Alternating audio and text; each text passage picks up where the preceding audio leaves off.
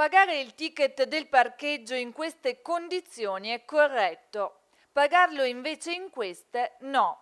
A sancirlo l'articolo 7 del Codice della Strada che al comma 6 detta regole ben precise. Le aree di parcheggio sulle quali la sosta è destinata al pagamento di una somma di denaro devono essere ubicate fuori dalla carreggiata e comunque in modo che i veicoli in sosta non ostacolino lo scorrimento del traffico. L'articolo è inoltre supportato da una sentenza di condanna nei confronti di amministratori comunali che avevano violato l'articolo 7, una sentenza che costituisce giurisprudenza.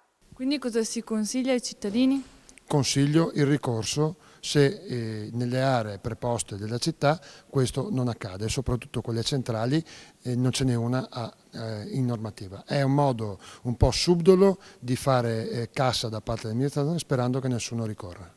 A sottolineare la violazione di legge da parte dell'amministrazione patavina i consiglieri comunali dell'opposizione che hanno presentato una mozione sull'argomento in giunta comunale. Con loro anche Michele Basso, un cittadino padovano che si è visto respingere il ricorso in cui aveva impugnato la contravvenzione. I margini della carreggiata sono segnalati con strisce di colore bianco. A Padova questo non succede, quindi noi chiediamo che si metta ordine a queste cose, che i cittadini che hanno questi problemi purtroppo si vedono ulteriormente vessati perché quando applicano il codice della strada e fanno ricorsi al prefetto e al giudice di pace se li vedono respinti.